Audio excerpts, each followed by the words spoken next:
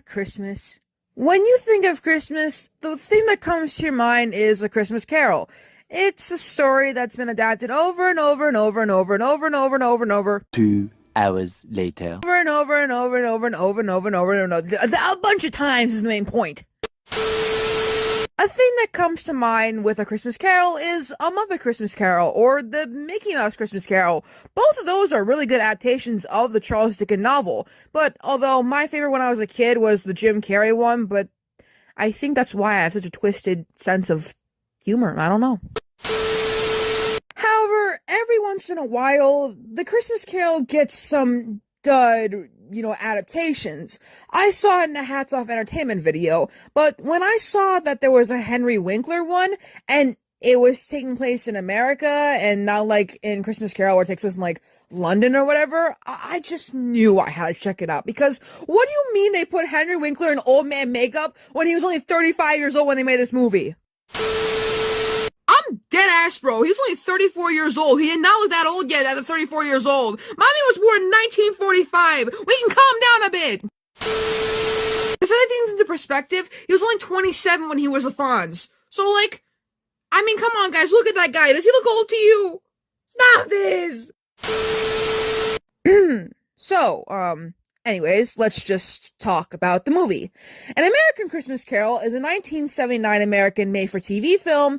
It's a fantasy drama film, directed by Eric Till and loosely, I'm using this word lightly, loosely based on the Charles Dickens novel. Yeah, I say that because this takes place in Depression-era Concord, New Hampshire. That's about as American you can get. Typically, in A Christmas Carol movie, we are following our protagonist. Well, not really protagonist. I don't know how to describe him. We're following Ebenezer Scrooge, is the main trying to get to here. But in this movie, we're following some dude named Benedict Slade. He just sounds like a bad guy. Anyways, just like in any other Christmas Carol movie, he's visited by the ghosts of the Christmas past, present, and future. And all three apparitions force him to face the consequences of his skinflint ways, and he becomes a caring, generous, and more amiable man. On the Christmas Eve of 1933, Thatcher, Slade's clerk, and his other employees assist him on confiscating the possessions of debtors who cannot repay him. While collecting debts, Slade encounters three of his debtors, a farmer named Matt Reeves, a manager at a local orphanage named Jessup, that's a stupid name, and a librarian named Merivale, and denies their requests to have more time to repay him, and he confiscates their possessions, much to their dismay. That afternoon, back in the company's warehouse, Slade is taking apart some of Merivale's leather-bound books that he confiscated that day, which he intends to sell for the value of the leather in their binding, one of which is an original copy of A Christmas Christmas Carol, signed by Charles Dickens. Why did this librarian have that? I wish I could tell you. Unfortunately, I don't think we're gonna know that because this is a TV movie. Thatcher refuses to help Slade with this and tries to explain why he's not helping his employer in this task. Slade falsely says that Thatcher disagrees with everything he does, conspires with others to pull money out of him, and fires Thatcher, much to his family's dismay. That evening, the power, it goes out in Slade's warehouse, and some of the repossessed items in the warehouse start making noise of their own accord. When Slade looks through the warehouse to investigate this, he is haunted by the spirit of Jack Latham. It's like the Marley of this story, but it's some white dude named Jack Latham, his former business partner and the original owner of the warehouse, who had died sometime before. The ghost of Latham warns Slade of the mistakes he made in his life, and the terrible fate in hell that he currently suffers, which Slade will suffer if he does not change. Latham tells Slade to expect 3 ghosts before the night is over, who will try to help Slade turn his life around and avoid the same fate as Latham. Typically with the ghosts, they tend to get very creative with doing the ghosts. A great example being when Jim Carrey's Christmas Carol movie, they made each ghost look like him. I don't know if anyone noticed that. I mean, I'm sure everyone noticed that, but all of the ghosts were Jim Carrey, which just proves to show his range. It's kind of the same thing in the Mickey Mouse Christmas Carol movie, but it's kind of been a while since I've seen that movie, so I can't honestly say for sure. A Muppet Christmas Carol does a great job with this, but that's really just because everyone's a Muppet except for Ebenezer Scrooge. So like they can like do like creative things because everyone's a Muppet. But anyways, back to the ghosts. So each of the ghosts are each of the people that Slade, like was like confiscating their stuff.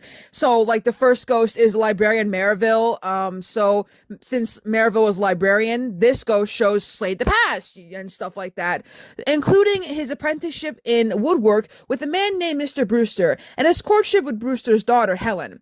An increasingly ambitious Slade tried to make a Christmas present of an assembly line chair as a proposition for the factory, but traditionalist Brewster turned Slade down. Slade later accepted a traveling position to earn for him and Helen's future, to her dismay. When he returned, there was a disconnect between Slade and the Brewsters from the years past, as Slade met Latham. Their separation was sealed when Brewster's factory burned down from a lit cigar from an overtime worker inside, and Latham was approached by an ailing Brewster for rebuilding funds, as his insurance had lapsed.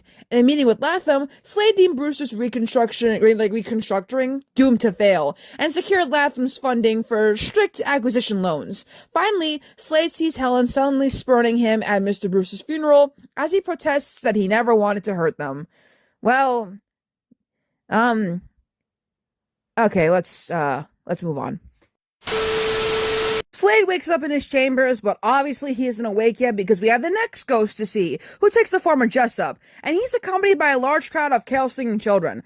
I mean, that's a lot better than the Jim Carrey one, where that dude was just eating and then, like, he became skeleton. Can I show that? Oh, wait, I can't. That's a Disney movie. Alright, well, I wish I could.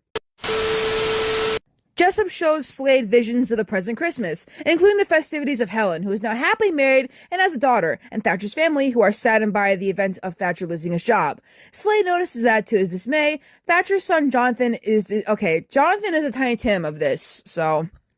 We can move past that. And Jessup warns Slade that, like, okay, basically, you know what I'm talking... I have to read this part to you. Do I have to?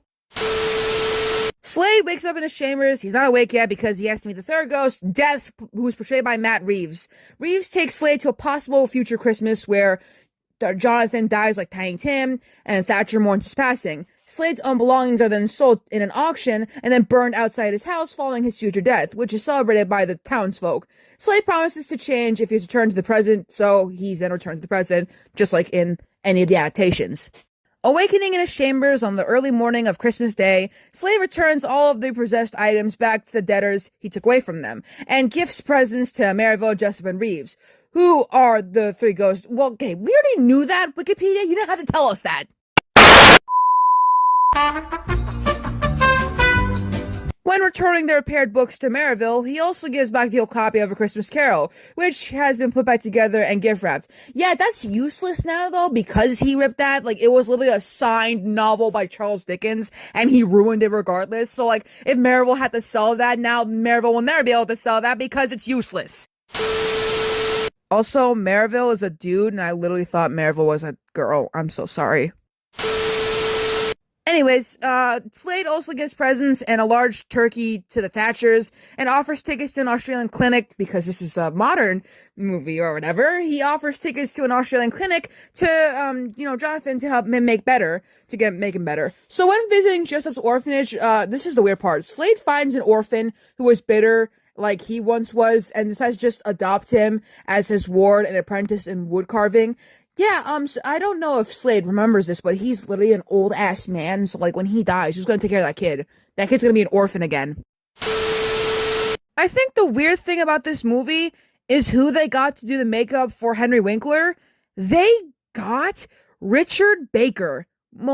He's professionally known as Rick Baker, but dude, I know Rick Baker. He literally did the makeup for An American Werewolf in London and The Exorcist and literally other movies that are like good, bro. Like, what do you mean he did the makeup for this movie? He literally did the werecat creature thing for Michael Jackson in Thriller. What? And he did the Harry and the Hendersons movie. Like, what do you mean? But yeah, that was An American Christmas Carol, and I don't like this, you can tell from the way I talked in this video. There are other adaptations of A Christmas Carol, and honestly, I did want to talk about them, but this is my channel, I talk about bad things most of the time, and, yeah, that's just apparent. So I hope you enjoyed day 3 of the Christmas videos. Stay tuned for day 4, where we will talk about Babes in Toyland, the 1986 one specifically. I did a movie review about it once. I decided to just talk about it again because this movie is batshit insane, and Mr. Miyagi is Santa, and Keanu Reeves is in it, and Drew Barrymore's in it, and yeah, these poor actors. But then again, money is money. You know what I mean? Oh, and that movie is also a made-for-TV movie, which is so crazy that I'm doing back to back now.